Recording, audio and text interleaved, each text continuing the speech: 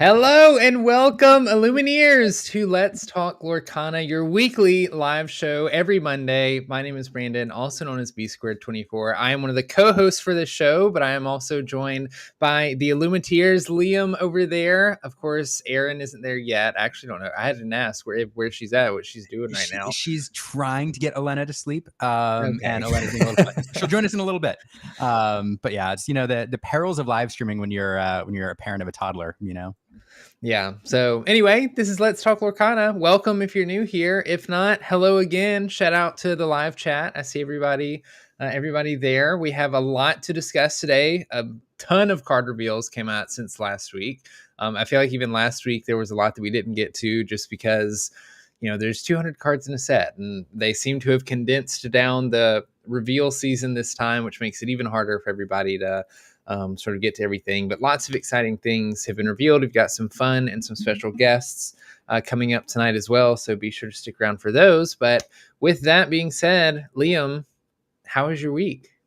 Oh my goodness. I don't know. It feels, on the one hand, it feels like forever since last Monday. Some weeks fly by. This one, I feel like, I don't know if it's the long weekend or what, but it feels like it's been forever.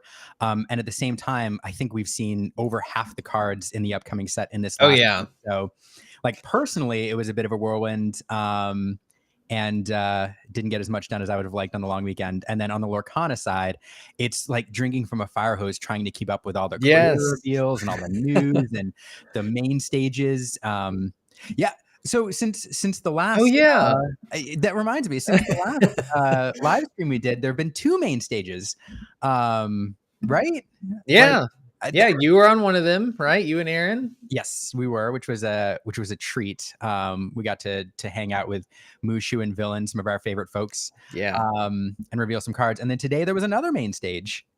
Yeah, another main stage with Artifacts, Caroline, Lorcana Bell, and Kawa from Podcana. Y'all's was more like art focused, right? Y'all were with some of the art directors and things like that to talk about that stuff for the set. One of the things that I've been waiting for Lorcana to see happen, which was Mushu being there to actually sort of celebrate and reveal Mushu. I know he didn't actually reveal the card on his channel, but that's as close as he was going to get, I guess. Those of you that have been around for forever will understand how important that is to some of us for Mushu getting that reveal. So that was super fun. And then today had a bunch of cool stuff on the main stage revealed as well. A lot of cards. So many cards. Yeah. So here's what we're going to do this week, I think. We in the past have not tried to tackle every single reveal. We do a couple a week. This week, there's no way we're going to get to everyone, but I think what we're going to try to do is just plow through a whole bunch of cards, talk about what we think about them, their competitive viability, the art, like all the things. And we're going to see how many we can get to in about an hour and a half.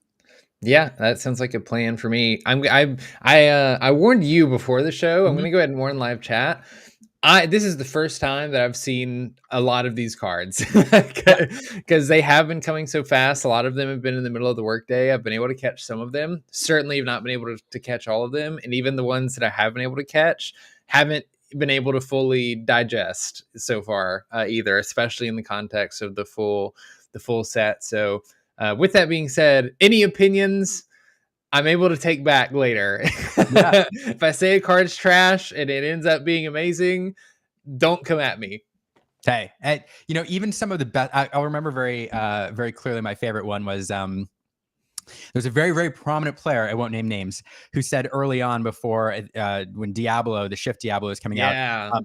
I think the quote was like, "Never shift Diablo. It's stupid. Like shift it. Just play it on 3. It's dumb if you shift it."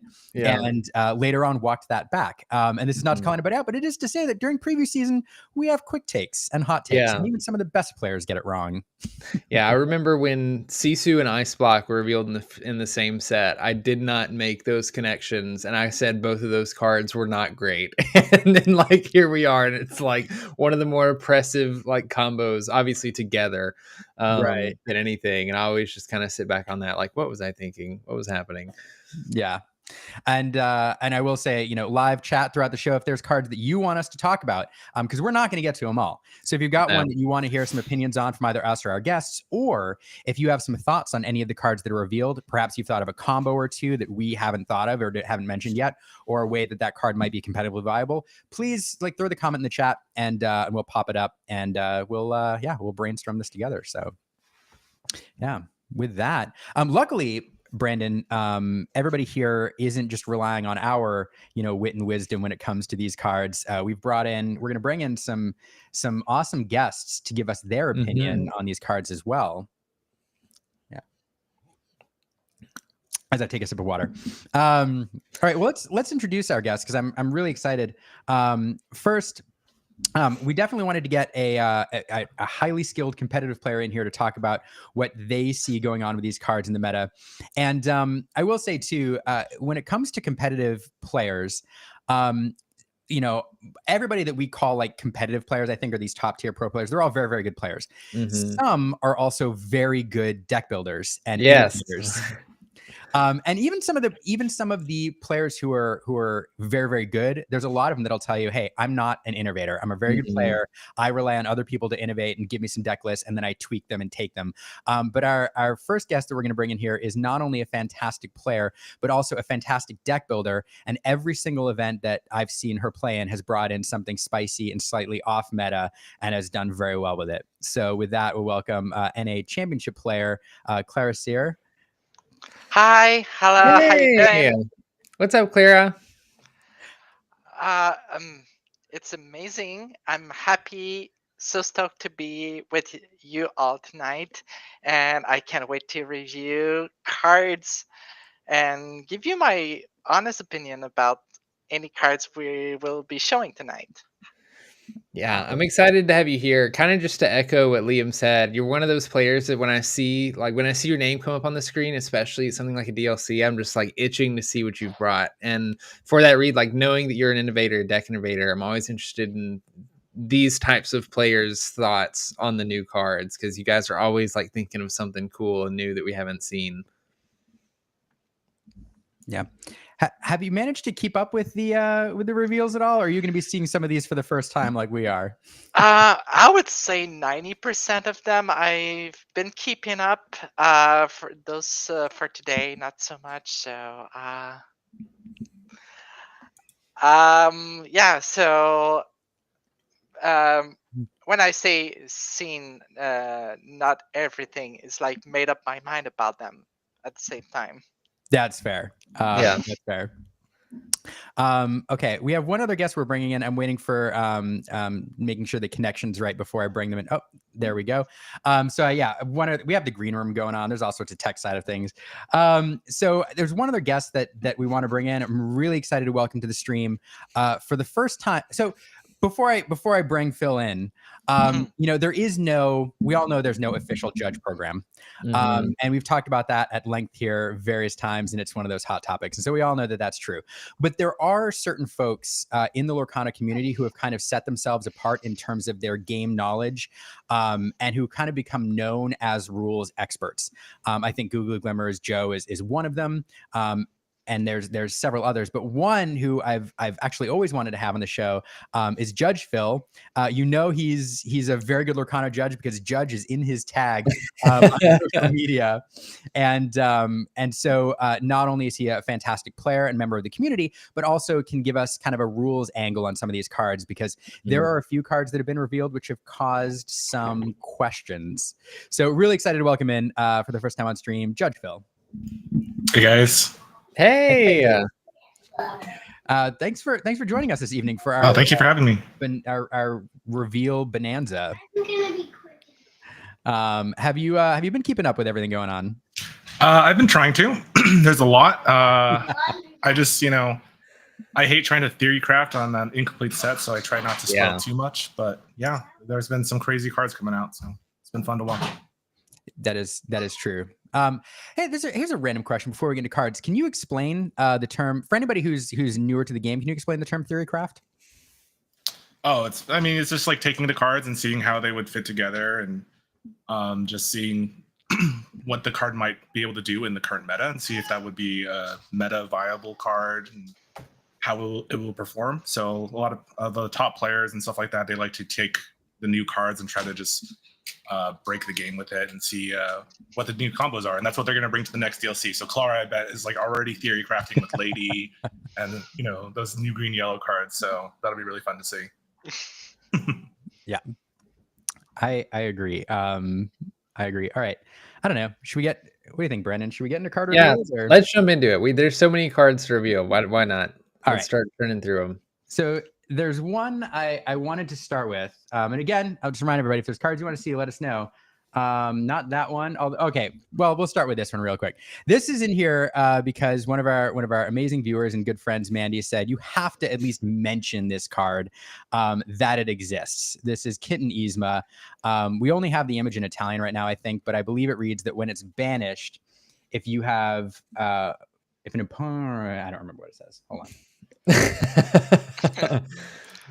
When this character is banished, if you have more cards in hand than each opponent, you may return her to your hand. So she bounces back if you have more cards in your hand than anybody else. So super fun card. I don't know. What do y'all think about this kind of niche card? Well, slow. If I can say something about this card is, what is the condition again? There's a condition that makes it return to your hand, right? If you have, if you have cards, I think. Yeah, if you have more cards in your hand than your opponent. Okay, so it kind of tells you to just have more cards in your hand, and it gives somewhat of a protection for a later shift on the Yzmas. We have 2 shift cards. One that got revealed this set, and another one that was revealed like set 2 or 3, I recall. So it could be added protection for your shift targets. Yeah, that's a good point. Like if rather than it just outright being banished, it being brought to your hand means that, you know, theoretically you can replay it and still have it available for those shift targets. Yeah, it's just the stat line is, you know, it's a little slow to play. On a turn 2, you're probably a little, it just really depends on your play draw, so the effect might not even happen. So it's just one of those, it's a little protection, but it's just kind of slow in my opinion. But of course, yeah, having the ability to keep it on board for a later shift would be pretty good. Or just get it back so you can replay it. Yeah. Well, anyway. Very Amethyst themed, right? Like you want more cards in your hand. Amethyst is the best, you know, ink in the game at drawing cards, and then also the bounce synergies there. We historically see that in the Mim and Merlin package, but sort of conditionally found here with Yzma, very fitting for Amethyst. And I know a bunch of people are just happy to see Yzma in cat form on a card. I know people have been asking for that for forever. When they showed Yzma, there was a Cusco card that had the Yzma in the background, and I had a friend just go crazy for that. And then when they actually had the Yzma in her cat form, yeah, she's just loving it. Like, this is every comment I get of this, I have to give to my friend right now. Yeah. Well, anyway, had to reveal this. You know, we have a lot of viewers who are here every week, and Mandy's here every week and said, you have to talk about this. So first up, that's what you get for being an awesome supporter of the channel. So with that, we have one of our viewers who brings up another card that was revealed today, which was actually we need to get to right away on the Lorecast, not the Lorecast. It's a throwback. On the main stage today, we saw this Donald Duck for the first time, and it kind of blew people's minds. Yeah. This is the first card we've seen that changes the win condition for, you know, either player, I think. Mm-hmm. And it says that your opponents need 25 lore to win the game. It's not players, it's your opponents. So as long as he's on the board, that condition applies. And I don't know, it's for me, it's always fun to see anything that breaks the established rules of the game. And this one definitely does. I don't know. What do you think? I love the art. I love this card. Just specifically the art, the whole format of the card, the extra, you know, the books in the area of the text, the frame break. I just love the card itself.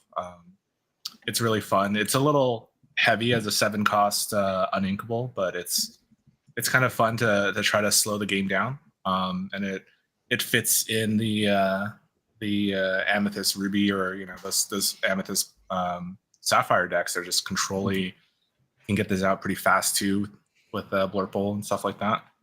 But it's a fairly powerful ability if it can stick, and that's the hard part about this game, is getting things to stick. Yep, I have to agree on that part. For me, it is a finicky, high risk, high reward legendary, because as soon as you rely on that strategy and it gets blown out, that's it. If your opponent is at 20 to 24 lore, you just lost the game instantly. So I don't know what to think of this card. It is a good protection to give you the extra turn you always need in those control decks. Further than that, I don't know. I'm not sure. Yeah. I don't know. What are your thoughts, Brandon? So I love this ability. Like you mentioned earlier, I think it's super fun. It's a card that, like, as soon as it revealed, the whole Discord chat was going crazy. Like, what? Yeah. This is crazy. Like, this is an insane thing that we haven't seen before. So I love that Ravensburger design is sort of getting playful, I guess, with this kind of thing, like doing really interesting things. That being said, I do have to agree with Clara and Phil here. I'm not sure that the card is good enough to see much play, purely for the fact that, if it gets banished, then all of a sudden your opponent doesn't need to get 25 lore again. They can just get to 20. And even if they've gotten past 20 lore and they're at 22 or 23, and then you banish Donald, they just win immediately. And so I feel like it's not as impactful of a card as it might seem at first read. And especially with it being super, like, really expensive and uninkable, it's going to be really hard to sort of fit into a deck. I definitely see, like, if there's any deck that this goes in, as Phil mentioned, I see it in Blurple and Sapphire Amethyst, because they can ramp up to this card super quickly. If they're playing things like Fishbone Quill or T-Pose, the uninkable doesn't matter as much. And it can just be a way to extend that game a little bit further, like Clara said. So definitely like a legendary that I would have fun pulling, partially just because of the art. I love all the Donald cards, and this art does a really, I don't know, I think the art looks really good. I love that they're breaking the frame for the card. I hope that Ravensburger continues to do that and do it even more. Like, I want it to just break all through the frames. They seem to be like leaning closer and closer to that with every set. So I think it's a super fun legendary to at least pull and play around with. I saw some people mention how fun it would be to play in Pack Rush. I know Pack Rush is a popular format, a way people like to open cards at the beginning of a set. And I can't imagine, because I don't even think you have to get to 20 in Pack Rush. It's like 15 lore or something. So if you play the Donald against somebody in Pack Rush, you're very likely to win that game. Yeah. I love everybody I'm sorry, go ahead, Clara. Yeah, that is so true. I'm just reading one of the comments there. Gosh, my customer counters won't work for this. Yeah. Yeah. You have to. Yeah, you're gonna need the supplementary. That's what should come in the trove for this set, is like a supplementary lore counter with just like 5 lore or something. Yeah, that's funny. I always look at the implications of these cards for like more casual games and then particular multiplayer formats. This card's super fun in multiplayer because it applies to all opponents, but it's one of those cards that makes you like the instant target at the table for everybody's like removal and everything. So I don't know. I feel like it's an instant way to get like hate from across the board.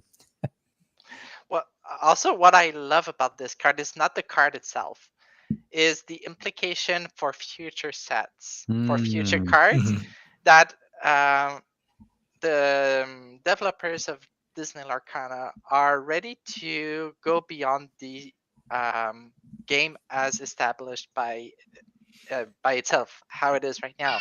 We could have other win condition, like, oh, if you have no cards in your deck, you win.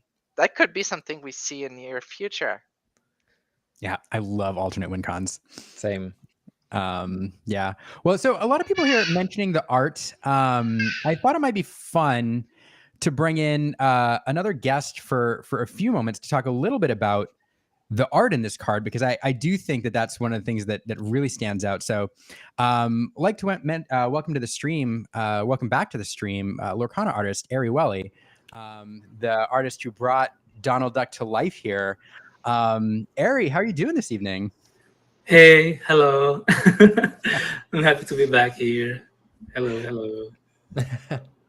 It's always fun having you on stream, especially when one of your incredible cards. I mean, all your art is amazing, but in this case, I mean, I think people are going kind of bonkers for this art.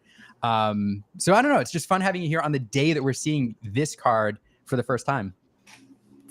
Yeah, I was like so looking for this day to come.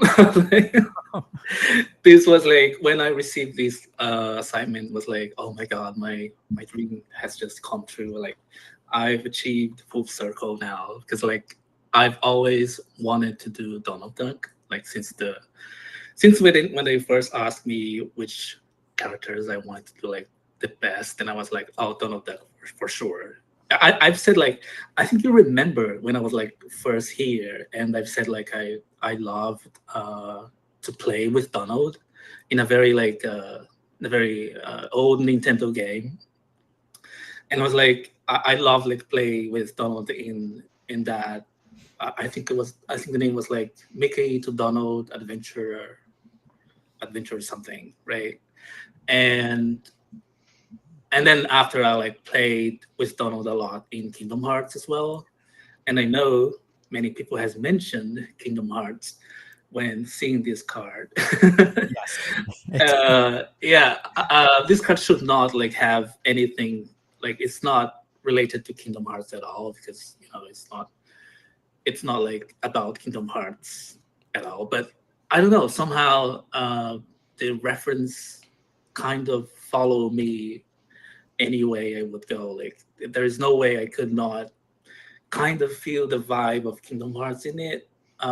So unfortunately, like it's just like people do got this vibe on it, and I can say like I'm really like a fan of Kingdom Hearts, although it's not related to Kingdom Hearts at all. Well, the art's beautiful.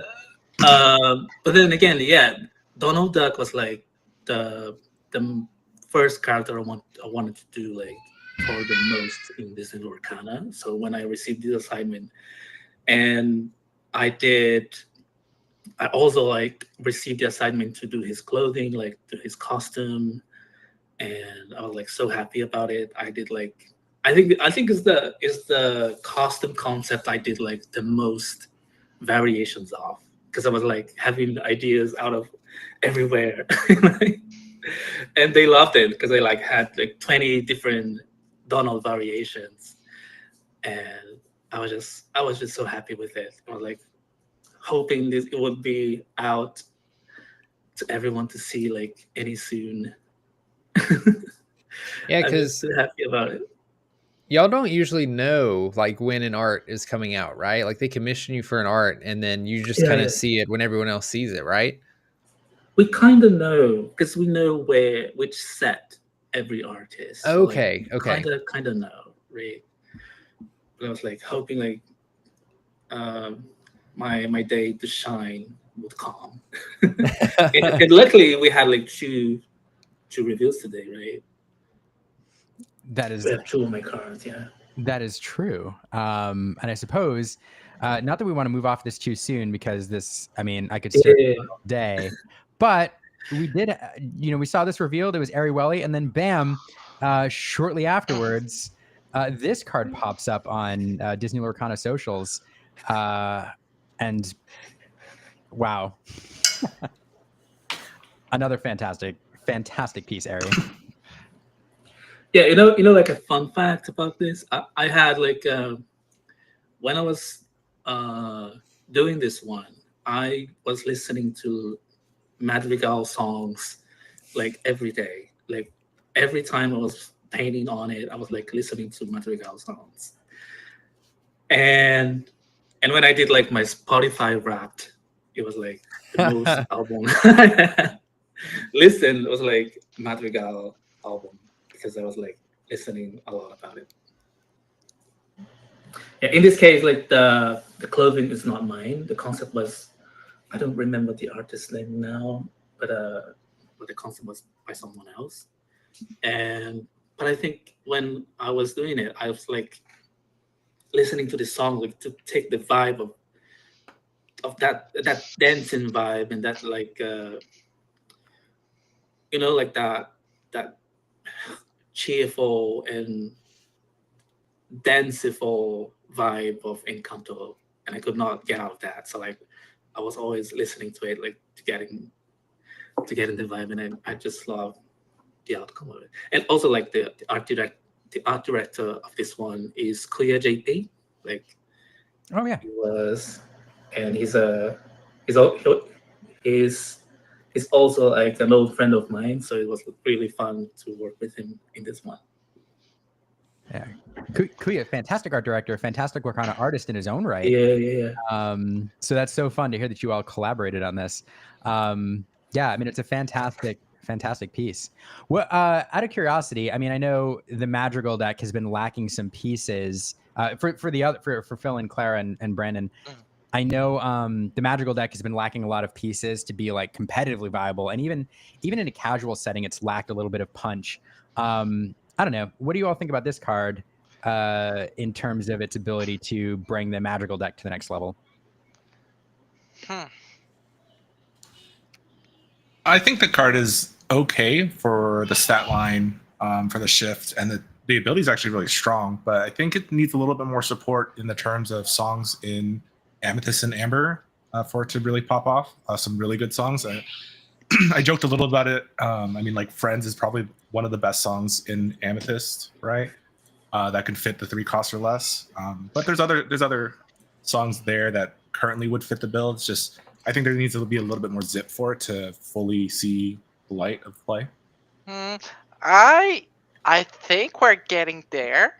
We and the reason why is Mirabel has a lot of cards that are under her name. And we have a card. There's a card I'm trying to break into the competitive format, and it is a blast from your past. It's a uninkable song 6 cost that allows you to bring back from your discard pile all the characters with the same name to your hand. And that might be it. When I see an Amber something card with 6 cost that is able to shift, I'm trying to force it. So I'm excited to see this card for this reason. I know it's janky, but I think there's a couple of songs that are relevant in Amber and Amethyst. Friends on the Other Side is one that is seen played competitively from the start. There's a song that allows you to return a character from your discard to your hand that costs 3. Yeah. Oh. So those cards are really interesting, and you can have other singers beside her, and you can recur those cards and get advantage out of them. And we have a Mirabel Singer 5 now. So the deck could be all together with Mirabel as the star. I mean, there's Isabella too, right? That like has Singer, or that's like protecting singers or something like that. Man, I don't know. I want the Madrigal deck to be, I don't know, to be viable for a variety of reasons, but I don't know. It's just the fact that this is dual cast into Amber and Amethyst, which makes it a little harder to peg down songs, right? And that's where I just wish that, as the game progresses and there's more songs, I think it'll get even better. But right now I'm just like, yeah, I can play Bosses on a Roll a few times, which is kind of cool. There's also This Is My Family. That's a new card from the set that lets you gain 1 lore and you draw a card. So not quite Bosses on a Roll, but similar in that vein of another like card that a song card that immediately gains you lore, also replaces itself. So if you're able to like recur that a couple times, you kind of get to draw for free, gain an extra lore. See, this is what I'm saying. I don't theory craft, so I don't know all the cards. Look, I only know it because I pulled it up and saw it just now. I was like, what songs are over here? Actually, I've got that queued up here. Hold on. Don't look at all the slides. I gotta get to the right one. Yeah, there's so much we're gonna talk. No, it's somewhere here. There it goes. It's literally the next slide. Yeah, there it is. Family Madrigal. Family Madrigal. Yeah, there's another one. But yeah, these are all the other Madrigal support we're getting in this set so far. There's one fun fact about my Mirabel and the card by Huan, the family Madrigal. We had this architecture to do, like this the house, especially like in my card, like I had to do like these spiral stairs. I was like, oh, how can I draw this without like a 3D mock-up and everything? So we worked together like to do like a 3D mock-up of the house, me and Juan, and then the 3D is the same. Like it's the same in my card, in his card. That's cool. So like, I gotta say, on Mirabel's card, I really like the flow of the movement. I can imagine the scene like going on in my mind. Yeah, I love she's like walking up the stairs and the stairs are building themselves. It's really cool.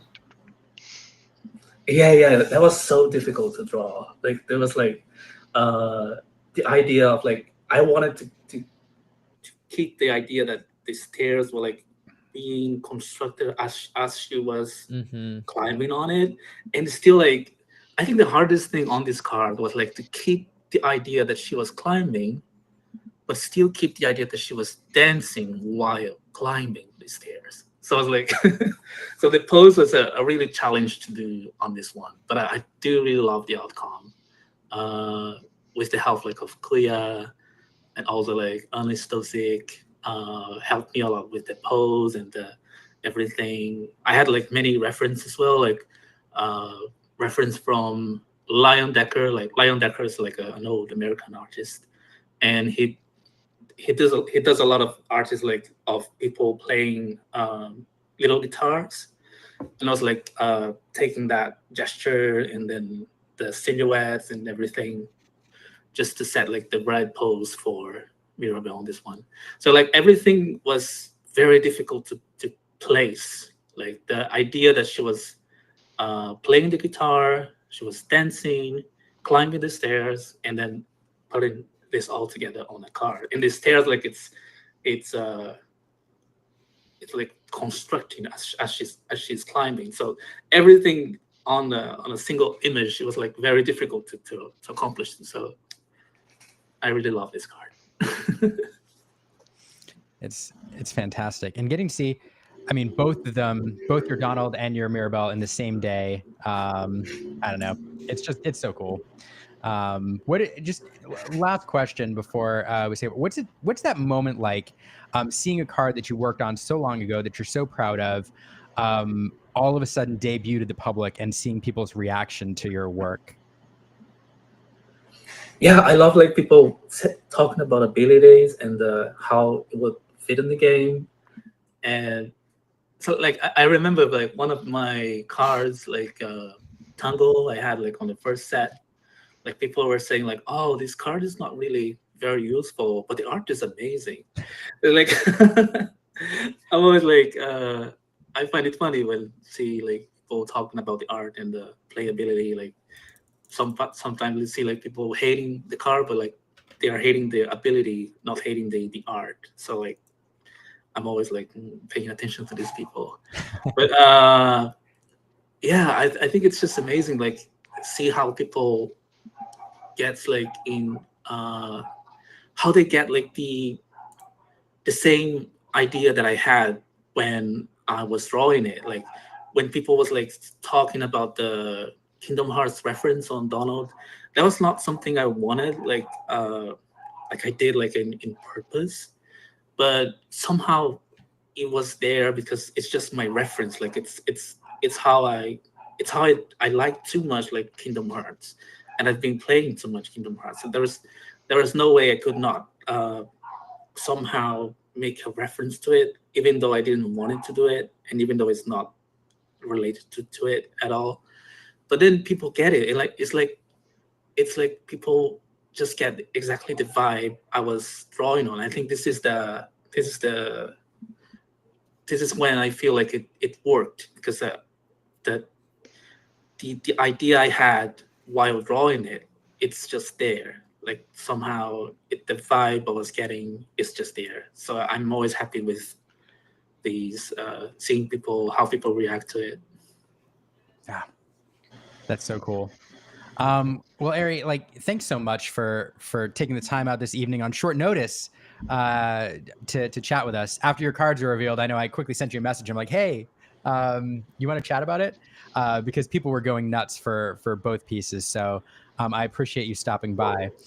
I hope many more cards to come. Maybe not this set, but many more cards to come in the future. And I hope you get to travel up here and we get to see you again soon. Stateside. Oh yeah. I need to get a visa and everything, but I hope it will.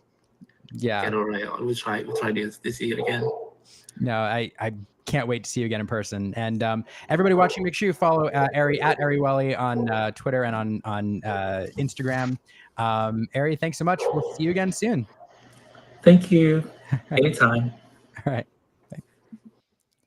I don't know. Anytime you get to chat with an artist about their card, especially shortly after reveal, I don't know, it's just so cool. And Eri is one of the nicest, most wonderful people you'll meet in the Lorcana space. So, yeah. All right. We should talk about other cards. Hey. Oh, this one. Yeah. So I think this came out today. I kind of queued it up next, both because I love Big Hero 6 and because, I don't know, it's just cool. I don't know. What do y'all think about this? I think it's really cool. I think it's good that they've included the concept of Floodborns, having a card under them, and then that actually having an effect. And I think this can be really powerful, especially with the new hero where it's drawing cards. The fact that if you get this guy out, this hero out, then all of a sudden you ink geyser, and that really changes the game a lot, or how to deal with it. So really fun. Yeah. Well, this card, we've seen blue green pop up more and more, and in those decks they really utilize those shift lines to get to higher cost more effectively, to sing songs, to get more impactful stuff in play. Under the Sea, especially that, or other types of removal, and this could fit in so well, especially because all your characters Floodborn with the card under have evasive and ward. So what better to protect your board against almost everything? Yeah, it's crazy. Like, there's almost no way to deal with it other than having your own evasive characters or like a B prep or something like that, right? Mm-hmm. So, and then you have the Universal Shift Baymax, which is going to come out on 4, and then you have him come out on 5. It's really strong. Yeah, I'm not gonna lie. I was already really excited to look at Emerald Sapphire after the Universal Shift Baymax. There's another yokai card that gives your Floodborn characters, or like, that reduces the cost to shift your characters by 1 if you use the shift ability to play them. And after I saw this card today, I was like, oh my gosh, anybody that knows me, they know that I'd like to stay away from Emerald. I don't love all of the things that Emerald likes to do because they're mean. But this is calling to me. I want to play an Emerald Sapphire deck specifically for this card because the ability to give something evasive and ward just seems absolutely broken. I'm eager to see how reliably you can actually shift your Floodborns out, right? Because it's not just having a Floodborn character in play. They have to be shifted, or at least have a card under them. The only way that I know to do that now is to have a card shifted onto another one. But there's some very strong Floodborn cards in both of these colors right now. Also, I think it's cool that, like, Hiro Hamada gives himself evasive and ward. If you're able to shift him on top of other Hiro Hamadas, there's a pretty decent Emerald one that was revealed. I don't know if it was revealed today or last week or when, but it's really good for this too, because when you shift, if you can shift something on top of it, then you get to draw a card. So it sort of replaces itself in hand. I think in the right deck, if you can find a way to consistently sort of get Floodborn characters shifted out onto their base forms, this could be a difficult card to deal with, especially knowing that yeah, like outside of cards like Be Prepared or Sisu, it's going to be difficult for anybody to interact with this board. Yeah. What I like about it is this card is a win condition in an Inventor, Big Hero 6 deck, or just another Floodborne deck.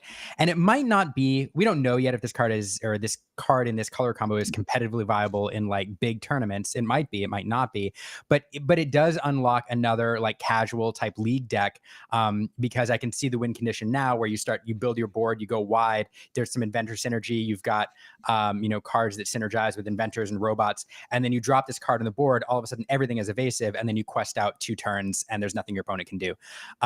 So I love that it gives you a win condition for even a casual deck with some synergy. Well, I gotta say, in terms of innovation, we don't only innovate in terms of the standard play, but we innovate with other formats that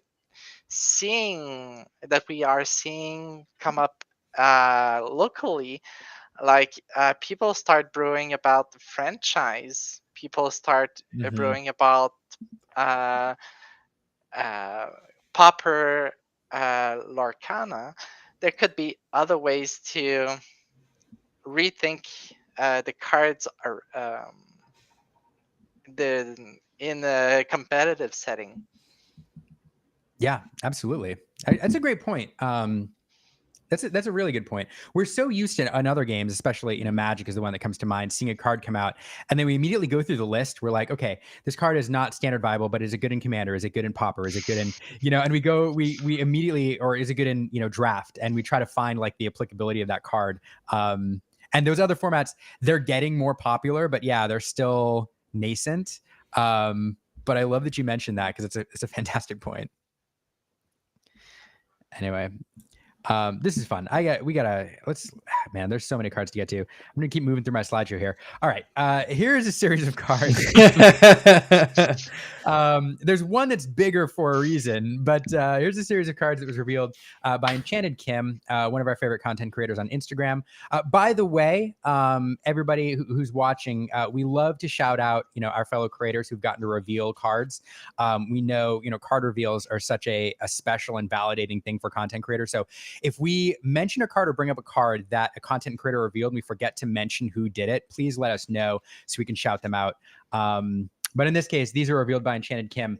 And yeah, one of these seems to be getting more attention than the other. Sapphire I wonder Coil why. is broken. It is insane. Why? I mean, you can play Sapphire Coil on 2 and then play Little Sisu on 3 and just pretty much eat anything. It's it's kind of crazy. I mean, you can -4 something and Medusa just eats everything at that point too. If you have like a Fishbone Quill or something, some kind of ramp. So with Sapphire itself just ramping, you're able to get a lot of value off of it. It's not only that. Sorry. No, go ahead. Okay, so it's not only that, is that you're able to control the power so much effectively turn after turn, and you're not obligated to do the ramp on the ramp package with this. You can do Ice Block Sapphire Coil, and then you control everything on the board. You have a Sisun to play, you have a Goofy Super Goof, you have Brawl, thank you, Brawl.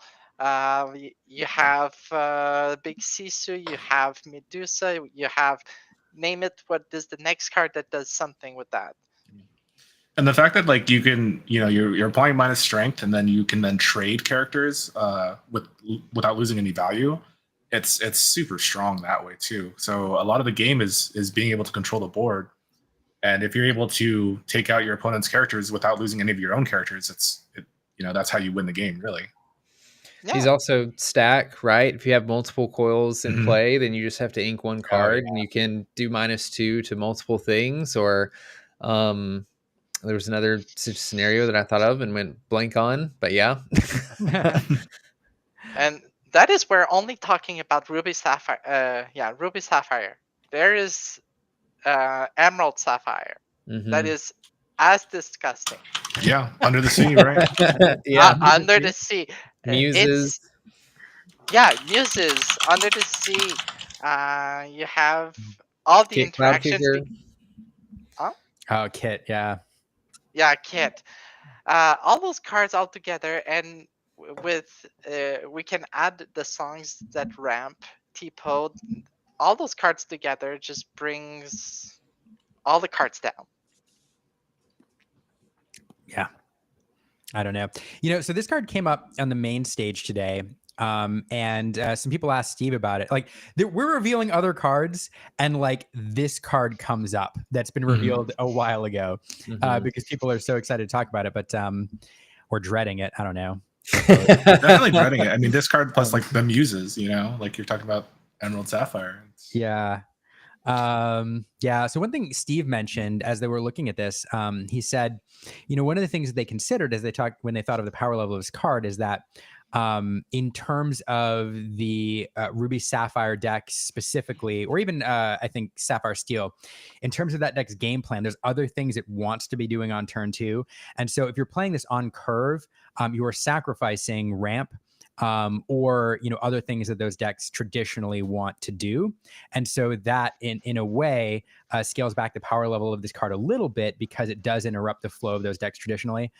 And that's true. But also, in the, situationally dependent, perhaps if you're, on the draw, your opponent's on the play, the aggressor, doing this turn 2 rather than the ramp into a Sisu or into a brawl, or even, that deck gets so out of control with resources in the late game, dropping this is super easy. But the other thing is it's item fuel for Tamatoas and all of these other item recursion cards. So I don't know, I agree with you all. I don't see how this card doesn't see a significant competitive play, and how it doesn't upgrade some of the traditional item synergy decks that we see in the meta. I gotta add something about it, and people tend to forget that. If we tend to focus on the items, then we lose track of other types of deck, action decks, songs deck, location deck, character decks for that matter. And really putting our focus on that threat makes us blind to everything else. That's fair. That's a good point. Because I'll be quite honest, that's a great point. I've been so hyper focused on like Ruby Sapphire and how much I hate playing against this deck, that the thought of it with the Muses or Under the Sea hadn't even occurred to me yet. And now I'm even more terrified. So thanks for that. Not only that, but like, there's ways, like before everybody, I feel like there's always a card every set, like it's revealed and everybody freaks out about. And sometimes it's warranted, sometimes it's not. Sometimes it doesn't see as much play as you think. Sometimes it is as powerful as everybody thinks it is. But I like that point, Clara, because it's like, yeah, even if Sapphire Coil is as broken as everybody says it is, maybe there's ways we can play around it. If we go heavier on locations or actions, like you mentioned, Sapphire Coil is not going to do anything when there's no characters in play. Their Sisu is not going to banish anything if I have a board full of locations. So, maybe there's ways that can be adapted. I gotta say, go ahead. That may be why there's a Pete 1-drop in green that allows you with actions that are not as songs to just banish those items. I don't know. That's a fair point. I was gonna say though, I was a little sad when during the reveals today that they're saying how no locations were going to be in this set. Yeah, that's breaking news. Which also means no location enchanted. So now I'm wondering if we're still going to get like 18 enchanteds versus the 12 that we would get earlier. Well, there's some actions that were revealed that we could. There's that. That is true. I do hope we see some non-traditional enchanteds, or I can't wait to see what they do with dual color enchanteds. I hope those are there. Oh, I bet they look great. Yeah. And I really hope they this is complete like tangent here, but I really hope they lean into that dual color identity in the art on the enchanted, because they could do some really cool stuff with it.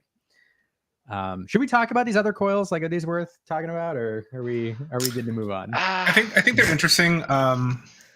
Amethyst Coil is more like another bulletproof card, I feel. But then Emerald Coil, For decks that are focused on evasive and stuff like that, I think it's a little slow. Especially like if you're trying to force that trigger every turn, it's you're gonna run out of cards on decks that focus on that. Or so. Yeah. It's hard. Emerald Coil feels like it slots in a deck where we care about items and our characters are not necessarily evasive, but we want that edge just to deal with those evasive characters. For me, I'm not set on where that card goes. Yeah.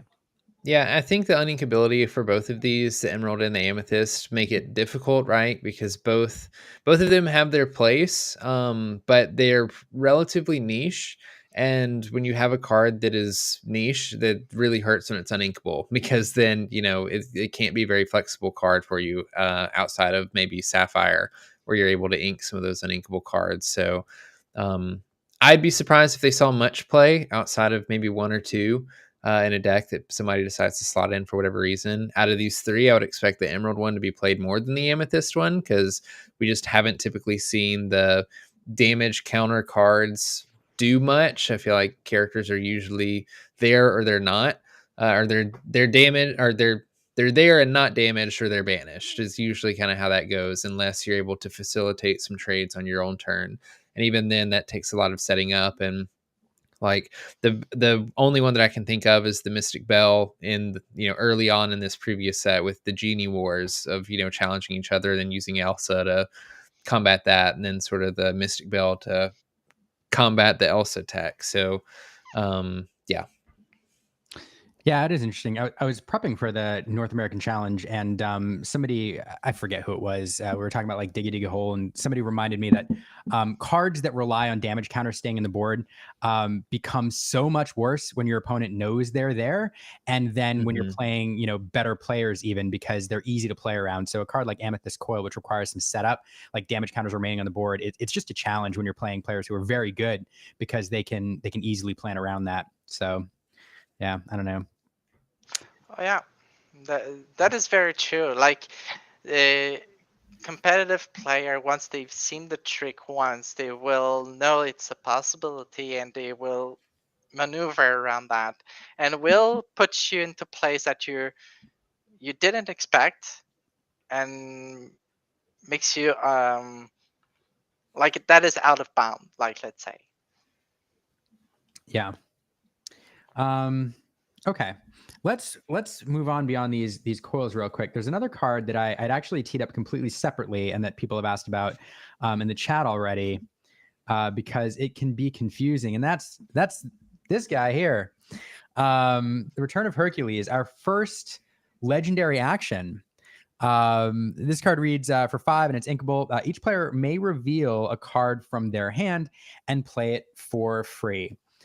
Not only is this card, I'm really eager to hear everybody's thoughts. Not only does this card allow for some significant shenanigans, but it's also a confusing card as it reads. So I'm really excited to hear Phil's explanation of this, especially if you managed to catch some of the stream today, Phil. Actually, Sure. Phil, why don't you go first? Yeah. Yeah. Like, I'll just talk about how the rules kind of interact with this one. Yeah. So essentially, the active player, whoever's playing this card, right? The active player will then have the option to reveal a character card from their hand and play it for free. Anything that gets played from the resolution of an action waits until after the effect is resolved before the card is played. So what's going to happen is that I will reveal a card. Say I'm the one playing this one. I will reveal a character and say, this is what I'm going to play. You get to reveal a character and you say, this is what you're going to play. This now action is fully resolved. We'll play both characters onto the play board, and then we get to resolve all the when this character is played effects.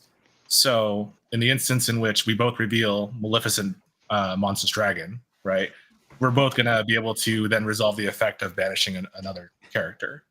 So which will result in both of us not having probably a Maleficent Monstrous Dragon on the board anymore. But that's how the game works out with this card.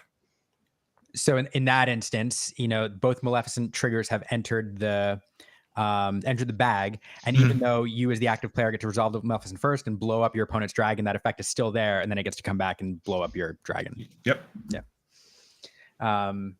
Fascinating. I don't know. This card, I still haven't wrapped my head around the shenanigans that this card makes possible. I mean, if you play Diablo, you can see the hand and then say, "Hey, they don't have anything.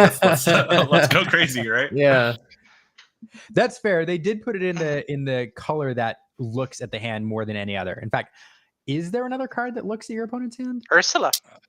Ursula. Yeah, Ursula. So Amber does it because they have Bare Necessities and Ursula. Oh, true. Yeah. Oh, it's your Bare Necessities. I hadn't thought about that one. Yeah. Like there are combinations that are really intense with this card. The implication with Chief Bogo in Steel comes to mind, that is talked about and could bring up a new type of green Steel deck, playing Chief Bogo on 4, then playing the Return of Hercules, and confirm me if I'm wrong, Phil, on this, but the way I've heard it is you're able to play with that Return of Hercules Prince Philip 9 cost. Yep. That banishes all the damaged characters opposing players have. Yeah, so what's going to happen is you have a Chief Bogo in play. You play this to reveal that you're going to play Prince Philip, right? Regardless of what your opponent does at that point, if they play a character, what's going to happen is your Prince Philip's going to enter play after this resolves. If they choose not to play a character, that's fine. But if they do, whatever that character plays enters play and gets into the bag as well. But Chief Bogo and Prince Philip are now in the bag. You resolve Chief Bogo first, say, "Hey, cool, I'm going to ping 1 damage to all your characters." And then Prince Philip says, "Hey, cool, I'm going to banish all damaged characters." Liam over there. I've had this happen to me without the Return of Hercules because someone was using Morph, which destroyed me with this combo. But this is a funny combo to get off. Yeah. Oh, man. I'm sorry. So sorry. Yeah. Oh, man. I don't know. I love stuff like that. Again, I love stuff like that. Like, again, I love the competitive meta. You know, I love commentating on, you know, competitive tournaments and stuff, but I also just love fun things. And that's going to be the type of combo and the type of deck that people are going to bring to like League, and win or lose, they're just going to be excited to get that combo off. And I don't know. I think this is a very fun multiplayer card too, because it's just one of those like, do we want to make some chaos right now? We're gonna make some chaos. Everybody play the best thing you have in your hand right now, and there's some fun stuff that can come from that when there's extra players involved. Yeah, and I can imagine too. You know, you play this, you reveal your Maleficent, and then everybody else is like, okay, whose card are they blowing up? You know, somebody plays. Yeah. Like, I think they're gonna blow up player 2's card, so I'm gonna play this and hope it survives. I don't know. It's just shenanigans. Just shenanigans. The thing about for this in multiplayer is that each player then reveals the character or card they're going to play in turn order, so they can kind of lay out like, "Oh, did you play a good one? Do I play my good one?" Right? So yeah, it's an interesting thing because if you have like 4 players, right, like that 4th player gets to see what everybody else is going to play first, but like whatever effect they have for their thing that they play happens last. It'll still happen regardless of if the thing they played is banished or not. But it's sort of an interesting scenario where it's like it doesn't always hurt to be the last player in that scenario. You get to react to everybody else. Yeah. I also love the May ability here because I can imagine scenarios where like somebody drops a Maleficent and you're just like, nope. I'm good. I'll hold it. You know. I don't know. I love that this card exists. And you know, this is another one of those cards too that is going to be played forever. Because as new cards are revealed, as new high cost cards are revealed, people are always going to find an application for this card. So even if it doesn't see, you know, it'll see some competitive play, even if it doesn't pop up a ton in the meta now, like over time, you're just going to see this card again and again and again as long as this game exists. So, the reason show and tell and magic is still super popular, and that decks are based around it. So this is one of those that, we don't give financial advice on this channel, but if you get copies of these, or if there are enchanted cards of these and you get one, like, it's not bad to hold on to, because it's a card that is going to be good. Yeah. Forever. And note from the chat, this was revealed on Card Market. So congrats to them for getting to reveal this bonkers card. I don't know. All right. Anything else on this? I'm just excited to see what crazy things people do with it. Only time will tell. Only time. It gets even better with the more characters and stuff. So yeah. I don't know. Somebody asked for Rhino in the chat before this, because I don't know, because Rhino's super cool, and we saw him today for the first time. There's another dueling card in Amber-Steel. He simply reads your other characters get +2 willpower. He's uninkable, so I don't know. I like these in the game, but not a terrible stat line for 6, though. Yeah. No, I feel like this is a decent card. All of the Mufasa lovers out there, Steel Fasa, I feel like this is a decent card that could go into that deck, because it's a kind of like a living Rapunzel's Tower. Rapunzel's Tower is a location that, when characters are there, gives it +3 willpower.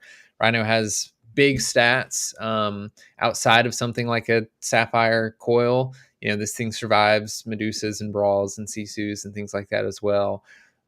Decent lore. The uninkability hurts it, of course, but that's my take. Yeah, I agree with all of this. I would put like maybe 2 in a deck, just like right the good amount. it seems like a fun card. I mean, time will tell again. Like, I enjoy Steel Fossil. That's what I've used this entire set. So time will tell what a good 6 cost is right now for that in the next evolution of the deck. But there's definitely a lot of things that are competing for 6, and it might just be dump my hand, play Doc instead of playing 6 for this. But having my character survive an extra turn for the lore can be the turn that you win the game. So yeah, especially on 6. I'm just excited for more Bolt in the game, because Oh yeah, I low-key love that film. So I just know that if I play this character, I'm going to get go-goed for a lot of more. Yeah. That's right. All right. What else we got queued up here? So, Claire, Yay. you had asked to talk about these. Why do you love them? Well, I want to bring up another an update to the Amber Emerald theory, deck crafting with these cards, and I think they have good possibilities. So first of all, the 2 cards synergize together, turn 1, turn 2, not necessarily on the same, like Lady turn 1, then Tramp turn 2. Could be a line where we have Daisy Duck turn 1, Lady turn 2, and then Tramp, because you pay 1 less if you have a Lady character. And then you can have a surprise attack, a surprise challenge with the Daisy with 3 power. So 3/4 on challenge on turn 2, it's so strong. So we could have other lines of play, and the first revealed lady, the Amber Emerald card, is a shift 3 that allows you to bring back 2 characters from your discard with cost 2 or less. So with those cards, there's a way to be reliable and just keep pressuring your opponent. And you can recur Tramp, Lady, all your other little threats. How do you find those synergies, I think that's an awesome idea. Playing like a one cost like the Daisy, and then having her challenge as a 3/4, which means that they generally can't respond to the damage Daisy at that point. If and then you can follow up with a Rapunzel or the heal, which is like insane value wise. And then Lady also then just starts questing for 2 if you have that combo fully out. And then the recursion, of course. I really enjoy the new Lady. I think it's just insane for the aggro decks, like getting back Piglets, getting back Daisies. And then like if you're going a little further into the animals and getting, playing Perdita from set 3, I think it was set 2-3. You just get so much value. It's really fun. So there's something out there like all the toolbox. There's so many 1 and 2 cost characters that have various effect. The characters with I put the character into play, I pay something more. The card still costs 2, but you get added benefits that you can pay for, so you can get back those cards. Essentially, there's a ways to build around this, and the set is not fully revealed, so I'm really excited to see if there's another card we can squeeze in. It's getting tight in this deck. It's so fun though. Like when I first saw the Lady card, Clara, you were the first person that I thought of because you brought Amber Emerald and done well at DLC events with that deck, and I think it's so fun to see a deck that historically has been not popular, right? Like it hasn't been particularly popular in the meta, not only in Amber Emerald, but in a bunch of other ink colors as well. I feel like this set is really just giving people like tools to explore. And there's like some relatively powerful stuff, some interesting stuff that people can play around with. And I haven't built out like an Amber Emerald deck personally to see sort of what's available there, and I haven't played with it before, but I definitely wanted to after seeing the Lady Shift card and after seeing the synergies here between Lady and Tramp. So I'm very eager to see sort of what's there in this whole archetype as well, and that was the direction that I was planning on going.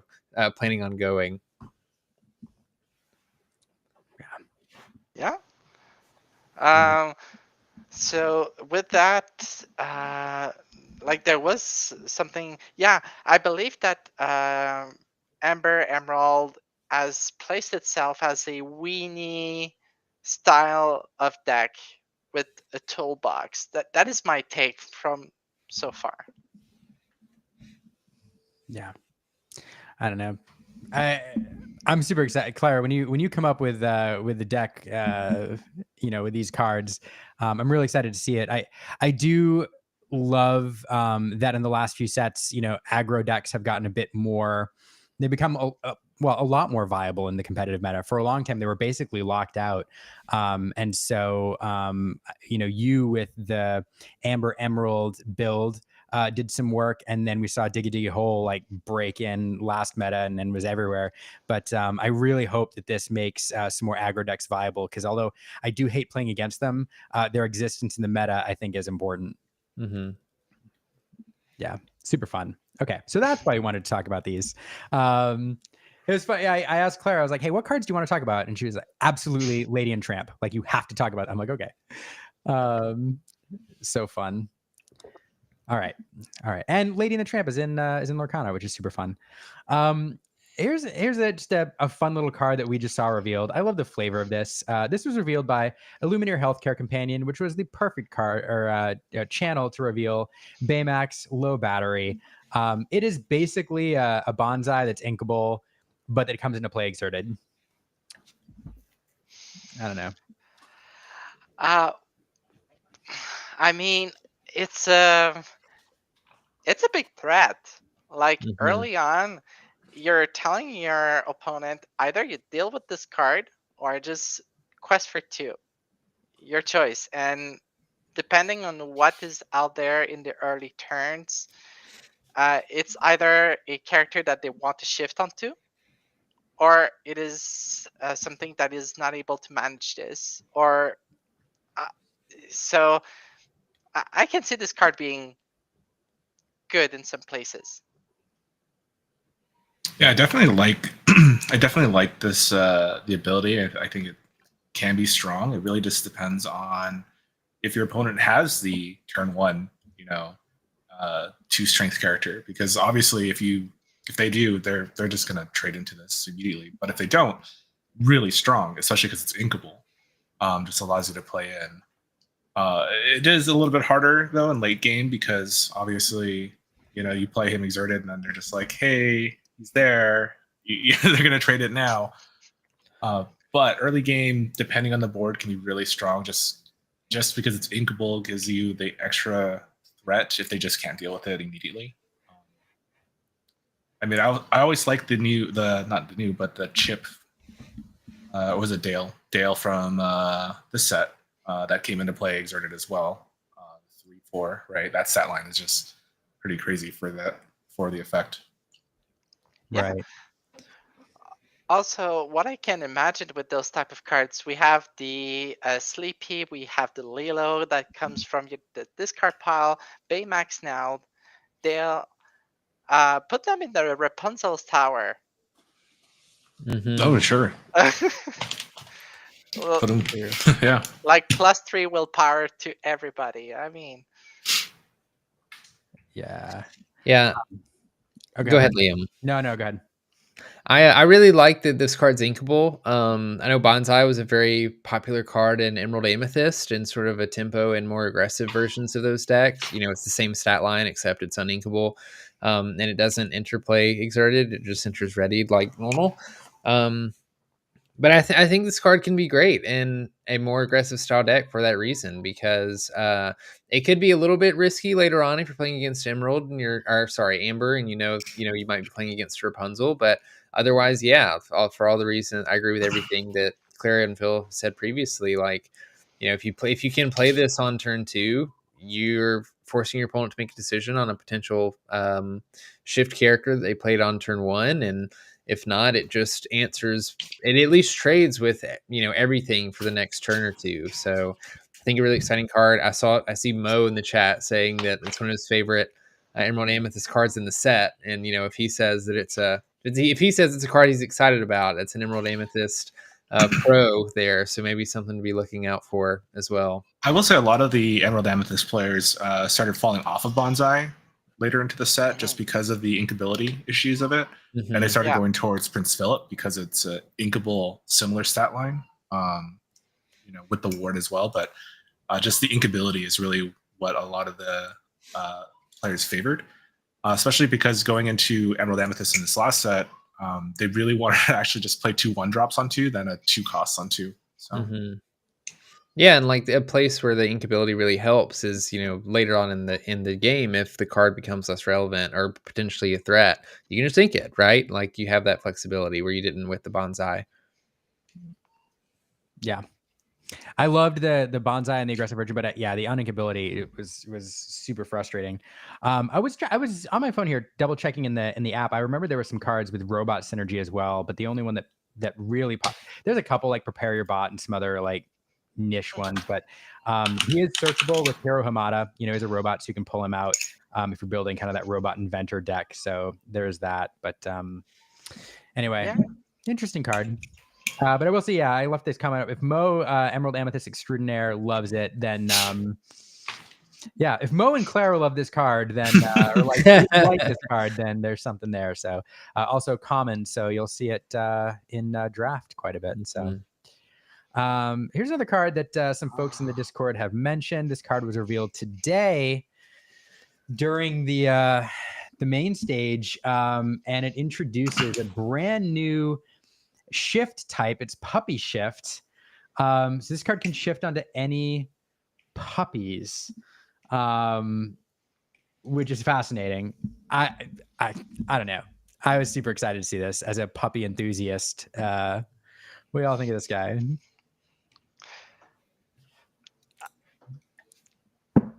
Puppy Shift, I love it. Again, it's one of those cards that gets better over time. Sure. It really will. Yeah, like the puppy archetype has been fleshed out even more in this set, right? We've gotten a couple different cards that have that puppy subtype, and it started as kind of this like meme deck in set 3 when we got all the different Dalmatian puppies, but as time goes on, we'll get more, and like it's it's plausible that one day it's good enough to see competitive play, right? Being able to shift out a 3/7 bodyguard on turn 3 is kind of crazy. Yeah. Okay, like you gotta take a puppy turn 2, shift onto this turn 3, and you're like, I have almost the same stat lines as a Robin Hood legendary. Yeah. I have one more willpower to even tough it out. Yeah. Then you have the other puppy synergies that like when you, I think the the human guy, I forgot his name, but he can quest and remove damage from puppies as well. Roger. Yep. Yeah, No, Roger Radcliffe. Yeah. There's just so many, and then not Penny. Yeah. Pepper. And then Pongo. Yeah. So there's a lot of fun stuff for these. It's unfortunate that he himself isn't a puppy. That makes sense, but lose a little bit of that synergy. But the classification shift was a really cool new mechanic that they're adding. It just opens up a lot more versatility in the game, where you don't just have to be a specific thing. You can have like princess shift from future sets or something like that. That's a great really cool point. Yeah. That's a great point, because this opens up that whole design space where to this point everything that we've seen had to be shifted on its same type, and now you can you're opening the space for cards to shift on top of cards of a different type, which is fascinating. And from a flavor perspective, there's so many things you can do with that as well. Puppy Inklands has been everywhere. It's available. One thing I'll note, the Inklands starter deck has 5 of the puppies, 1 of each in it. So if you're hunting down puppies and you see those at a retailer for sale, not a terrible idea. There's still a bunch of listings on TCG Player for Dalmatian, every version of Dalmatian Puppy, by the way. They're roughly between 40 cents and 20 cents a pop. So, grab them while you can. Yeah. Here's the thing I'll say about the puppy deck, which is fascinating. And this is again, complete tangent. I've got a really fun puppy deck in Amethyst and Amber that I play casually in a multiplayer. And I love it with every fiber of my being. But there's so many cards that synergize with puppy that the puppy to non-puppy ratio becomes super important, because the more fun cards like Lucky or Pongo or Sorcerer's Hat that you throw in, you lose the hits off the top of the deck. So there's cards like, the new Lucky, which says when he quests, you can look at the top 2 cards of your deck, reveal any number of puppy characters, and then put them in your hand. So like every time that you put in a card like Lucky or Thunderbolt or any of these other new Pongo or Roger, the puppy to non-puppy ratio changes. And so I don't know, it's super fun to play with. I can't wait for someone to come up with the mathematically perfect ratio of puppies to non-puppies in this Amber Sapphire puppy deck. We'll cover it here. I don't know. I'm just super excited for this deck. I don't know if it'll be competitively viable, but it'll sure see a lot of play at leagues and around kitchen tables. And as desirable as those puppies are going to be, keep an eye out on those puppy sleeves, which right now are on TCG Player for about $24 for 65. Those may also go up in popularity, and we don't know if they're going to be reprinted. So just a note. I want to see somebody win a set champs with a puppy deck with all of this synergy. I bet it could be done. Challenge accepted. Oh man. Anyway, it's 90. Yeah, it's 99. Says Mandy. Is the right number of tail waggers is 99. That's possibly true. Yes, we need Frank Karsten to do Frank Karsten, an article on the exact puppy to non-puppy ratio. I don't know. I love this card. So one note, this card is a ton of fun, and you may wonder where Thunderbolt comes from and why it has puppy shift. There's a very thematic reason for that. Before we move on to the next card, I want to make sure we get that bit of flavor in here because it's super fun. So I'd like to welcome in from the main stage today, our local trivia master and Discord moderator, Caroline. Hey, welcome, Caroline. Hello. Good to see everybody. Fantastic job on the main stage today. And you got to read this card. I did. It was wonderful. you will always be associated with this card in Lorcana history. Yeah, really special for me, especially because Amber Sapphire is a deck that I've played since set 2. So to get to play, to get to read one of the first Amber Sapphire dual ink cards, and also get to explain a deep cut like Thunderbolt, pretty fantastic. Yeah. You were one of only like 5 people playing Amber Sapphire. Why Thunderbolt with Puppy Shift? What's the deal?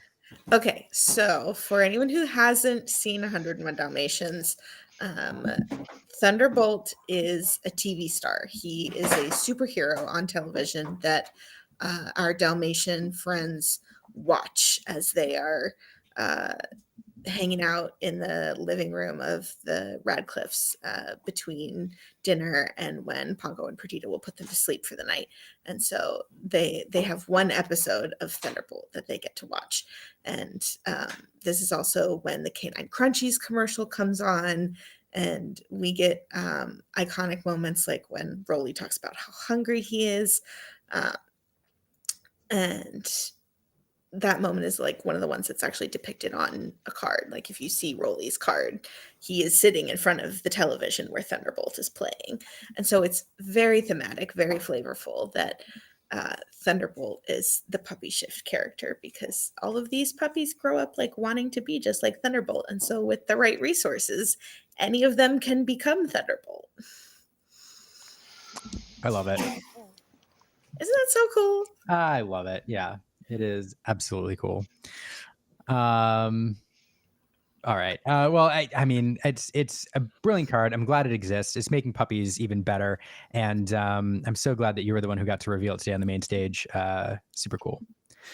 And I honestly, I remembered him from the commercial. I didn't know he was from the second, like the sequel, because I hadn't seen it. So he cool. does appear in the sequel. Yes. Also super cool. And I think the TV show is actually also mentioned in the 101 Dalmatians animated series, if anyone remembers that deep cut from the Toon Disney days. I had 4 channels growing up, 6, 8, 10, and 13, and the Disney Channel wasn't one of them, so I missed that one. I'm right there with you. I only had 5 channels until I was age of 10, so. But no, that's super cool, and I love it. Thunderbolt being a card is just super cool. This card here, we have to move on real quick. We don't have much time left, but this is one mentioned in the chat, and this is one people had asked for, and I forgot to load it up. So I kudos to Mushu Report for having all these cards available for us to tap into.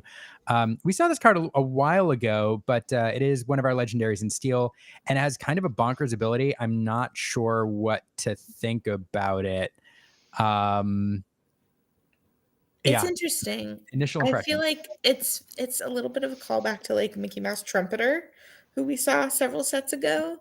I think this is maybe a little bit more playable, but I'm not 100% sold. I really wish he was a knight based on his outfit. And yes. He's steel. Yeah. Why is he not? Why does he not have the knight keyword? He's in the outfit. Diggy Hole would be insufferable. I'm willing to bet at the last minute. I didn't know this was probably at the printers, but at the last minute, Diggy Hole became a deck, and they were like, "Oh no!" And they were like, "Call the printers immediately. Remove the night tag." I'm just mad. I'm just mad that I can't use this Mickey to like play out Night Goofy. Like you use the Night Mickey, you banish something, and you cheat out the huge Night Goofy. Like how thematic would that be? Them both being Night characters. I don't know. We're waiting. We are waiting for that errata. Right. Eagerly awaiting. Yeah. I mean, yeah, based on the picture, you should have it, but you know. Seriously though, like this card, I want to build something around it. This card tells me that. Yeah. I think you play Vitalosphere on 1, you do whatever you want on 2, and then this card just comes out and brings out, Mickey BLT just for fun. And those gone to, set 1 gone to on turn 3. Yeah, set 1 gone to. Yeah. This is how he gets good. That's gone to stocks going up. In the immortal words of Sailor, if a card needs another card or 2 other cards to be good, it's not good, Liam. Look, you say that until Gantu wins a DLC for someone. One day it'll happen. One day. Yeah, I don't know. It's just a fun card. I think everybody's been highlighting. I think this is probably a card that slots well into Ruby Steel. Sapphire, or I mean Amethyst Steel as well. That's true. If this survives, you can use Crab to get it the Cogsworth as well to give it rush. Or there's also there's a Croquet Mallet, an uninkable 1-cost item that nobody Yes, plays. there is. That you can plays. banish for free and give something rush. You know, I you was can gonna rush say, your it Mickey doesn't- out. It doesn't cost an ink like Vitalosphere does. I gotta say, there's Mana Mirim that gives that you can play characters from your hand with Rush for free, and at the end of your turn, I think you banish It banishes them. it, yeah. Yeah. So, yeah, I put Mickey into play, Crab, and all in the same turn. You have Rush, you have Crab.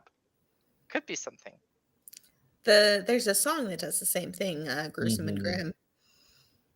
Oh, yeah. I don't know. The fun thing about this card to me is, again, who knows how much competitive play you'll see, but it's a card that you put on the board, and once you drop it on turn 3, when you're playing a color that has Crab, or you've got, you're in Ruby and you've got Vitalosphere available, your opponent has to think twice about leaving anything vulnerable at all. You gotta really, it changes the calculus a bit, because you have to be like, do I really want to see a Maleficent Dragon on turn 4? I don't know. It's fun. And we can see it on turn 5 with the Return of Hercules. That's true. And there's One Last Hope. It's a song for 3 that allows you to gives +2 resist, and if the character chosen is a hero, they gain. You can challenge ready characters. Yes, Yeah, they can exactly. challenge ready characters. So surprise.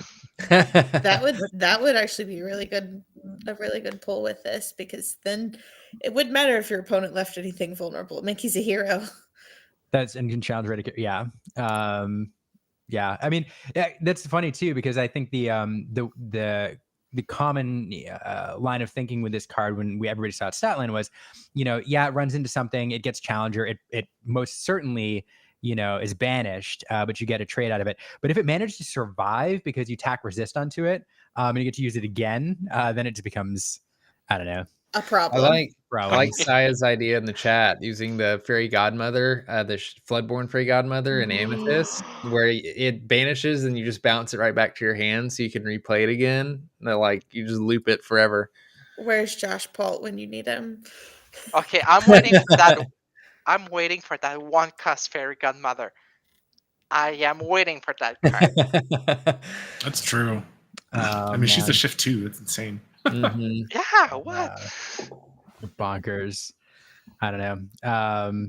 Yes, cards are super fun. All right, we have time to get to a couple more cards. If there's somebody in the chat who wants to see something that was released this week, let us know. Otherwise, I've got a couple more slides here. Before we move into trivia, we have to talk about Hey. What is going on here? So happy. Our overlord. Hey. What is this? I love the sub name for this Hey probably more than any other sub name in this game. Expanded Consciousness is just perfect. Absolutely incredible. From the character that is about to drown in the ocean at every step. I mean, yeah. Watching him grow into this has been fantastic, and knowing that the dev team is just going to keep making Hey because that's their jam. This card is only going to get better. Okay, yeah. I say that they will print one Hey every set up until the point it will match the number of Heys that is on. There's one dev that has a lot of Heys on their desk. So, yeah. So the date will reach that number they will stop. I don't know if they'll ever stop. You always add more hey-hays to the desk. Exactly. That's crazy. Yeah, I don't know. I love that it exists. I won't make the foul pun, Brandon, because you called me out today. You make it every time he Every on time, and screen. It's always funny. It's the It same is joke always too. funny. It's no variation, and you use the same pun. It's still always there. funny. It's just there every time. But I don't know. What a fun stat line for 3 cost. I don't know. Well, if this is viable or not, I don't know. But it's certainly fun that it exists. And gosh, I hope we see it in an enchanted form, because an enchanted hey is what we all need. I wouldn't be surprised if that Absolutely. was like the most enchanted or the most expensive enchanted card from the set. If we finally got an enchanted hey, he's just so loved by the community. Yeah. I agree. And who knew? I was talking to I was talking to someone who's involved with the game, and I asked them what their favorite characters were, and this line always sticks with me. They were like, "Hey is my favorite Disney character because he tries his best." And I've always loved that line, and it's always stuck with me. And I kind of love that.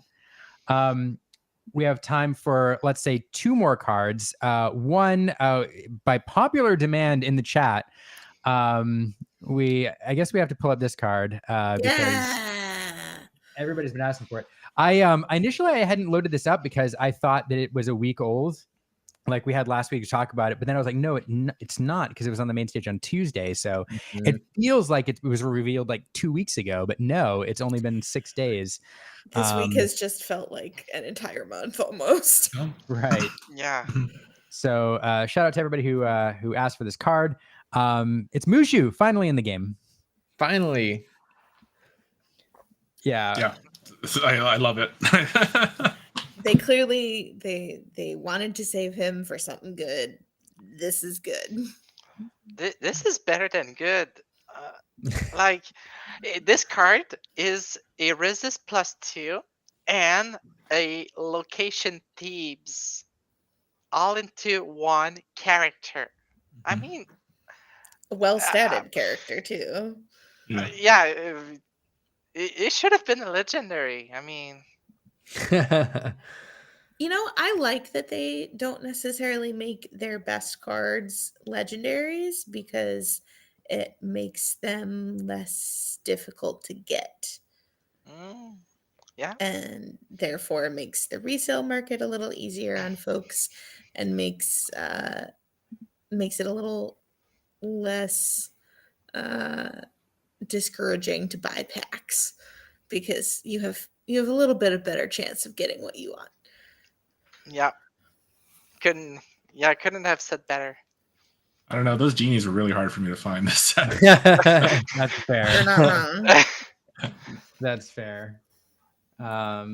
Something that I thought was cool about the Mushu card, while Liam looks up the Mulan one, is you all that, are looking, I forgot you all could see my screen. That.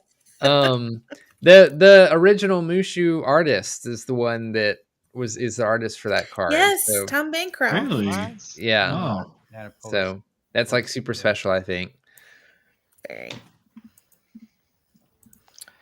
Also, want to quickly shout out Games Raider for revealing Mickey Mouse Inspirational Warrior, and of course our buddy Mushu Report, who got to reveal Mushu the same way I got to reveal Thunderbolt. And honestly, kudos to Ravensburger for making sure he got to do that, because I feel like the community would have been in a fit if somebody else revealed Mushu, or if Mushu got revealed and he wasn't involved in some way. Yeah, no, totally agree. Well, it appears my computer doesn't want me to pull up the Mulan because my external monitor crapped out. So oh no. So I said we had time for one more card. We're gonna go with whatever's next on the slideshow. So I'm sorry whoever requested Mulan. And it is the Pongo. Pongo. I feel like we need another one. Well, Pongo, shenanigans. Inkwell shenanigans. This just gives me a headache as a judge. That's a good point. We should talk about why. Why does this give you a headache? Just just being able to look at your inkwell, which is supposed to be a private zone, and there's a lot of in the play corrections guidelines as a judge, manipulating your inkwell is very looked down upon because it's note taking, that kind of stuff, and this just says, hey, go for it. So yeah, this would also occur during your set phase, right? So it's like ready and then set, do all this, and then you draw for turn. Yeah. So we're also still debating how that works for, you're gonna, if you have Lilo escape artist, so you're gonna ready, you choose to do the effect, and now you can possibly get back an exerted ink. Yeah, which is kind of cool. Yeah. I don't know. Fascinating card. But then that like messes things up when people use ink tokens, because then it's like, well, yeah, so. But random. That's a fascinating point. I had not considered that, because initially I was like, well, this doesn't mess that up at all, because you just look at you got this pile of cards off on the side. You look at those pile of cards and pick up, whichever ink you want. But your point is completely valid. When you have cards that require you to spend ink at the start of your turn, like Escape Artist, which ink is exerted matters. Mm-hmm. So yeah, ink tokens become no longer viable for that particular setup. That's fascinating. Yeah. You got to think about whether to remove those ink tokens, or say if you have those interactions, then you can't use ink tokens, but then it's like nitpicking. Mm-hmm. Yeah. So, I mean, it's also crazy to think like as the person playing the Pongo, if you also have Lilo Escape Artist, right? Mm-hmm. Trying to memorize which ink you place down as a puppy to then exert it for that. So it's this weird thing. So yeah, I do wonder if they'll, because I know we have to have a revision of the CRD coming. I do wonder if they will offer additional guidelines for how, if for some reason like a card like this exists where your inkwell becomes not necessarily public knowledge, but a zone that you are able to look at, how you then re-randomize it into a private zone again afterward. Yeah. Because then if you've looked at your inkwell, then you have like a Mufasa later. You know what's where, and you know what you can pick up. Well, Mufasa's randomly returned, right? Mm-hmm. Yep. Mufasa specifies a random part, so you do have to randomize your inkwell. Same thing with the new Ink Geyser. You have to randomly return cards. I could see an advantage with cards like Jump Ahead. Mm-hmm. Where you, or Mickey, where you don't see the card that is inked, and then you later see it. But then it will not fit the synergy with Pongo, but One Jump could fit into this whole thing. And you're like, oh, new information. Mm-hmm. Yeah, that's a good point too. Yeah, I don't know. It is interesting. Like I love that it makes it's other puppy and interaction. So that makes that like even more fun. But it also, as we've seen with like 5 different cards of the set and like 4 times tonight, it's new design space. It's the first time we've seen kind of look at your inkwell and then bring a card back. So I don't know. It just opens up so many more possibilities in the future of this game. It's really fascinating. Arcasia's Island has brought us, Universal Shift and Puppy Shift, and then this, and then Ink Geyser, and so many things that we just haven't seen before. And it's really changed the game in a lot of fascinating ways. We're learning new tricks. We are learning so many new tricks. With that, I think that's the last card that we have to see. But with that, before we sign off, Caroline, did you have any trivia for us this evening? I do, if y'all have time to stay. I will ask our guests. Do you all have time to participate in a little bit of trivia? Because I know we've run long. Yes, I'm really bad at trivia, but yeah, I'm willing to give it a Same. shot. Well, that's good because it's usually a team game. Awesome. Yes, it will be a team effort this evening. Usually, last time we Zach beat us all in trivia when it was a I competition. was willing to do that game. If you guys did that, I can tell you Lorcana cards all day long. Yeah, that's I was right. going to say a little unfair when we have maybe a judge. That's true. I was gonna say Brendan and Aaron and I are at a disadvantage when it comes to that game. So Yeah. but no. All right, Caroline, since you're here already, I won't play your intro. But what do you got for us? Yeah. All right. So tonight's theme is all about the dual ink cards and very specifically the franchises that are represented in them. Since on the stage today, we talked about how almost each of them is connected to a specific franchise, 3 of the 4 for each ink pairing. So let's start with Emerald Amethyst, which is Emperor's New Groove. Can you name 3 animals that Yzma's potion turns Cusco into? A whale. A whale, yeah. A llama? Yeah, llama again. I don't know the others. I have an answer. Claire, do you have it? No, I had a whale. So there's a little bird where he's flying and they think they're gonna get away, and then Yep. 100% there is a bird. Yeah, a little bird. There you go. That was a true team effort. Yeah. Army, put me in, coach. Turtle. There we go. Yeah. Hummingbird. I'll take that as my answer. It's a bird. It might be close a hummingbird. enough. Close enough. I don't think it's quite a hummingbird, but Yeah. All right. Next, we're gonna go to Emerald Sapphire, which is Big Hero 6. So, what is one of the nonsense phrases that Baymax says when his battery is low?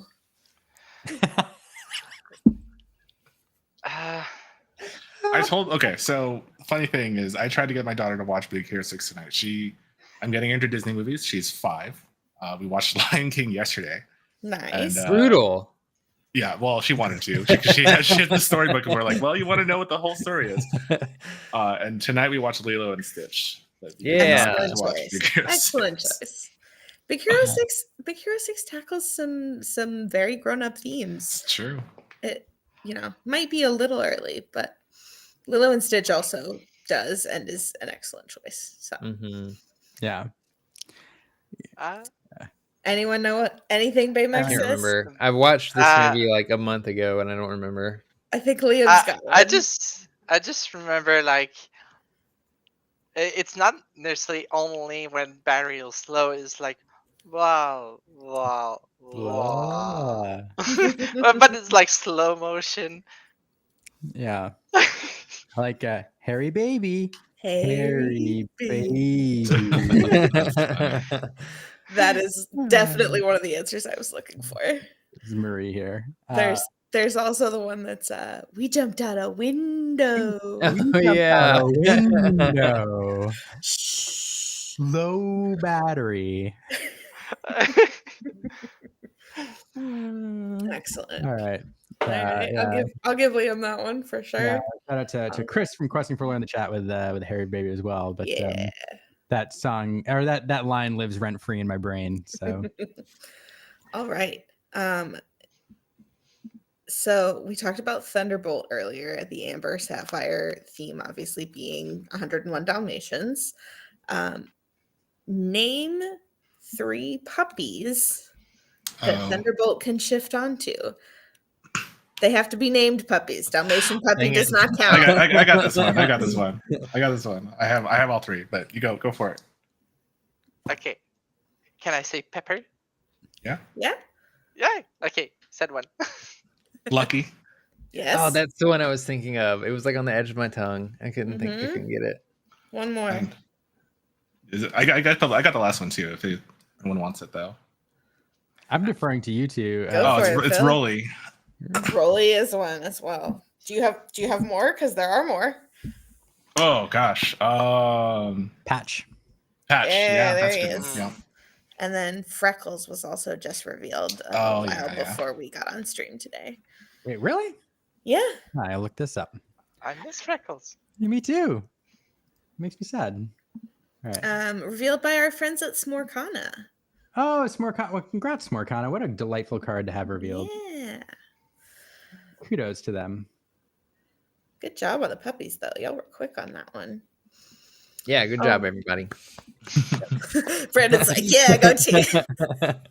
Yeah, plenty of answers in the chat here. Yep, lots of people. Lucky, Pepper, Roly, Pepper, Lucky, and then some people quick on the uptake with Freckles. So Dolly, I'm not sure. I think that might supposed to be Roly. Oh, okay, yeah, that Maybe. makes sense. That makes sense. Typoed it. Oh yeah, maybe I'll correct. We'll give you credit for Roly there. All right. All right. Next question. Which Lady and the Tramp character in Amber Emerald is voiced by a famous jazz singer? She has a card. I know what the dog is. I don't know her name. I think I do. But she has a card already? She was revealed pretty early on, if I remember correctly. I mean, I think I know the dog's name. I want to see if anybody else will. I think I know. It's the one with like the mopey hair and yeah. Mm-hmm. Yeah.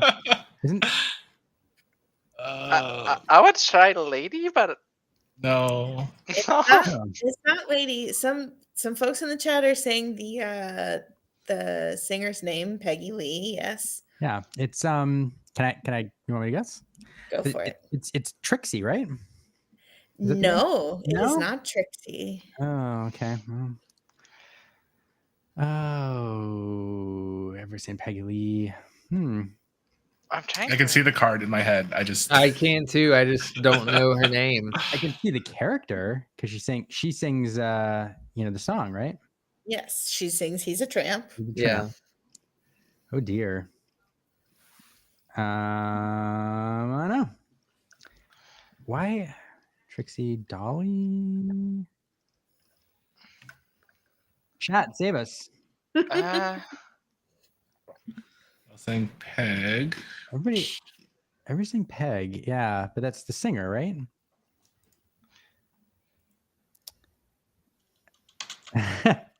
Yeah, it's I looked at how you say it, but I basically got it. I don't know. You see, I feel really bad not knowing. Do you see Riley's comment there, Liam? Wasn't the dog also her name? Oh. I mean, is that it? Is Peg also the singer? Or also the character? Yeah, Peg is the character's name. You just giving that to us ages ago.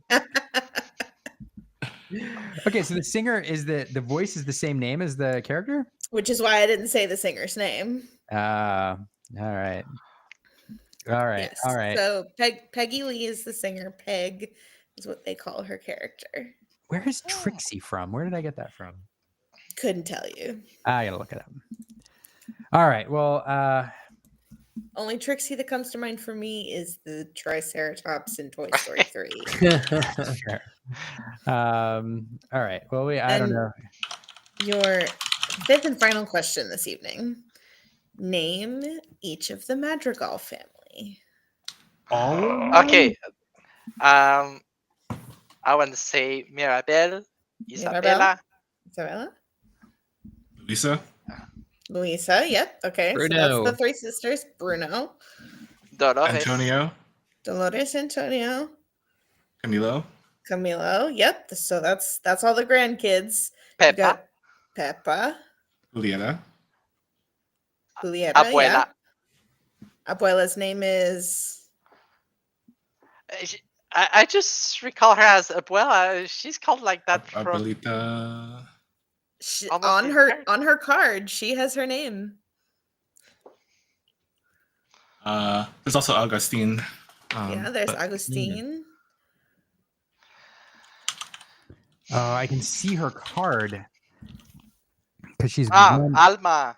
Alma. Yeah. And Nice. then there's one more husband we're missing. So you got Augustine. Felix. Yes, there you go, Felix. Wow, good group effort. Good job, y'all. Wow. I did not think we could That was quick too. To be honest with you, I only know Augustine because I was looking up Eri's cards earlier. Hey, so that was serendipitous, but it's we're all about like the Slumdog Millionaire moments here, where we tee it up and then we ask you the question and make it seem. Fran pointing out Clara carried. I'm getting better. I'm comfortable with that. I'm getting better. Which brings us to the point of the game. The reward for the evening. Yeah, every week we do award a if we win, and I'm gonna, you know what, we said peg early on, we just didn't attribute it to the dog, so I'm gonna count that as a. Can we count that as we got that right? I will count that as you getting it right. It was a little bit of a trick question. All right. Well, thank you. Well, if we got that right, then we all win the game, and we award one Illuminateur trivia pin to one of our guests who has not won one before. We have two people who haven't won one. We have Claire and Phil, and I'm not sure who who do we think carried that? I'm not sure. I wish I could give out two, but I have one rule with the trivia pin, and it's one per week. So you know what? I was gonna say, otherwise he would be giving out 5 a week. So it's true. That is true. We can do rock paper scissors.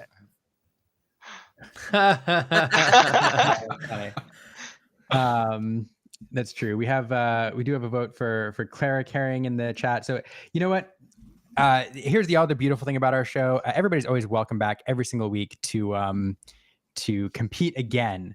So we'll give this one to Clara, and Phil, you can come back anytime to compete again. I'm here. And because we know you love some Disney trivia. So all right. Well, with that, and of course, people saying can't choose. I love them both. So we do too. And Joe's jealous. Okay, hold on. Judge. Because Phil can't remember for me. Perhaps we'll have to have Phil and Googly on the same show, and I'll have to have a do judge some judge specific trivia. Joe's way too competitive for that. Joe would just I want to see that. A judge off. Oh yeah, let's do it. Trixie was one of the sing kind of maybe. That's true. Trixie was one of the singing bears at the Country Bear Jamboree. Yeah, maybe that was it. I don't know. That name got stuck in my head. All right, Brandon. Before we ask our guests like how people can follow them, what did anything else need to cover this week? Not that I know of. It's been mostly card reveals, honestly. I don't think we have many left. Like, I think we have less than 30 or something like that cards left to be revealed. Less than 20. Yeah. Someone told me it was 8 earlier today, which is wild. Almost the whole set's been revealed. I think all legendaries been revealed. We haven't seen any of the enchanteds yet, but I believe, Caroline, correct me, that's going to happen Wednesday. Yeah. So we'll be on the lookout for that. Today. Can I just say I'm really annoyed at the numbering system for this set? Oh my gosh. Somebody showed me a screenshot of what it looks like on Dreamborn when it's just like all together. It looks like madness, especially with the dual inks now. It's just like somebody threw up rainbow on the screen. I was really disappointed that they didn't allow the other color blocks to have the ink combinations. So there's no ink combinations in the steel block of cards, which is really Okay, I just gotta say this. It triggers me. Thank you. Honestly, don't blame you. So we'll get into the bag. It was so good of them. You're right. It was so good of them to give us Stitch last set to kind of prime all of our like OCD with that. They're like, y'all just wait. I have not recovered from that yet. Yeah. Well, that's a fair point. Yeah. Okay. So, but we all have the enchanted to look forward to on Wednesday. We'll take some consolation. Yeah. With that. Any guesses on what cards might be enchanted? It's got to be the Return of Hercules for one of them. Yeah, almost certainly. Although, to be fair, Lucky Dime is our only legendary item, and it did not get an enchanted.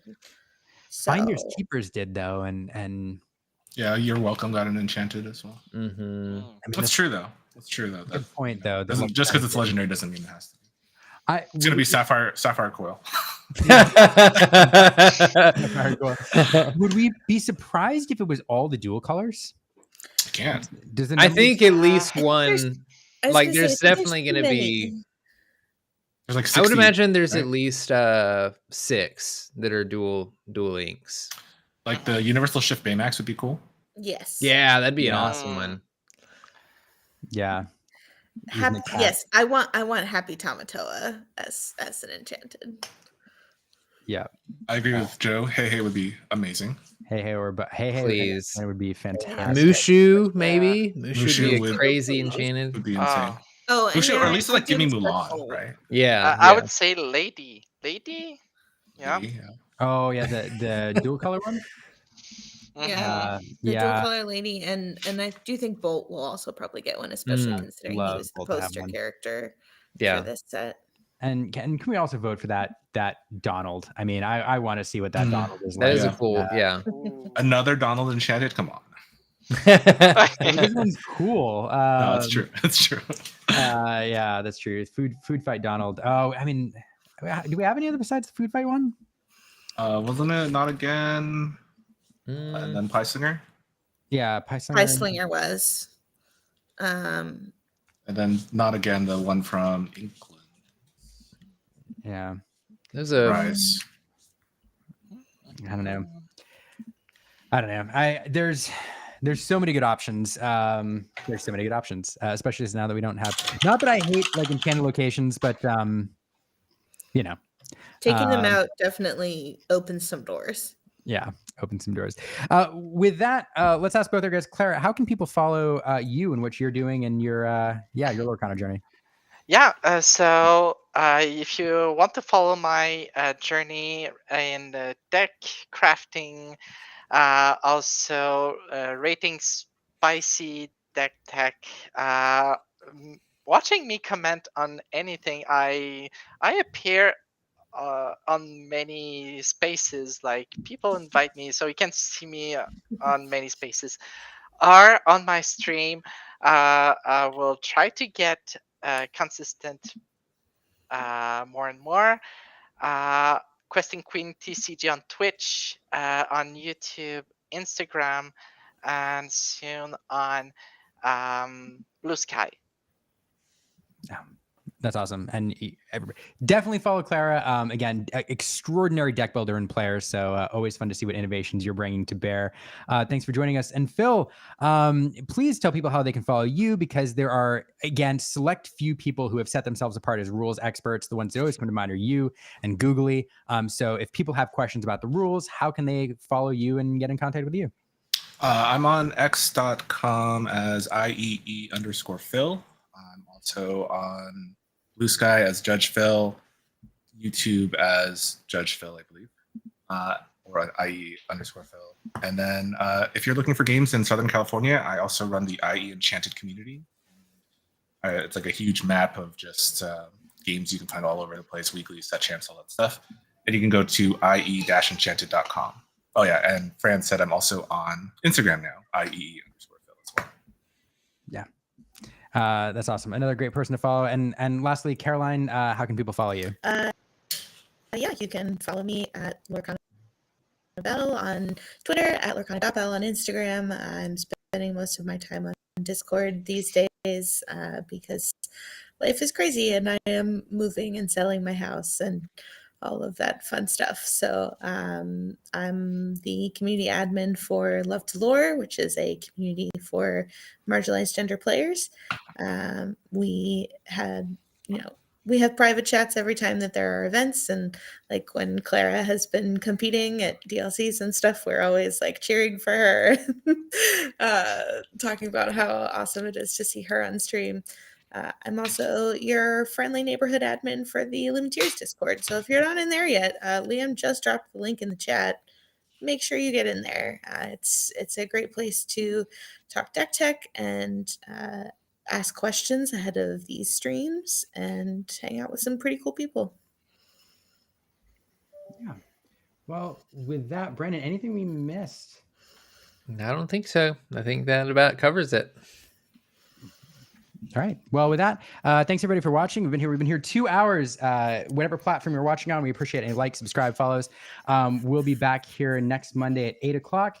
And now you all get to watch this awkward moment as people sign off, and I try to figure out how to access my end stream button because Restream has decided to hide it from me. So, oh no. Yes. So I'm gonna figure out how to do this, and yeah, thanks. Hey. And he just leaves us. He's like, it's like you guys figure out what to say.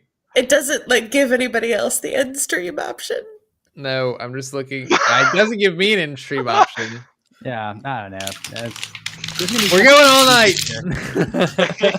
I will talk Lorcana forever.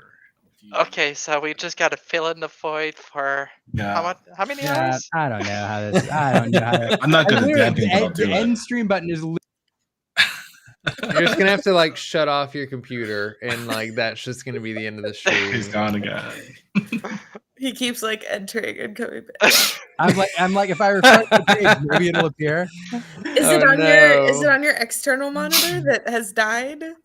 So okay, so here's and now that we enter the anarchy of post stream live chat, it's a great excuse for people to subscribe.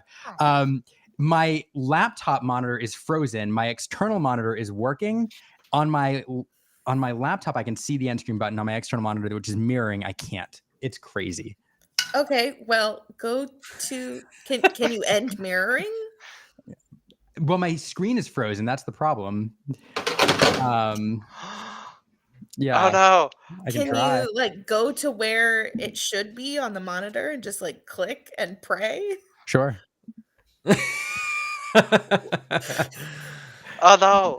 We are stuck in stream limbo. We're gonna be here till next Monday. Okay. I guess I just gotta call my job, tell them, can't. Yeah, we'll be covering the rest of the reveals live. No sleep until 2:04. 2:04. Aaron said close the browser. I guess that's an answer, but then it leaves you all hanging on here. Well, I don't know if it's gonna actually in the stream because you guys have lost connection before, right? And then it's just left the guests here, so I don't know what's gonna happen. Yeah. Yeah, I'll just go through the rest of the cards. Or look at all those content creator stickers you got on your water bottle there, Phil. That's Dang. Great. Yeah, I got them all at NA championships. All right, let's. I'm gonna try something here. Oh, Googly says Control G is the keyboard shortcut to end stream. Hey, look at Googly. All right, let's try F4. Really? All right. Don't do Alt F4. Don't listen to Brandon. Well, is that the start of a marathon?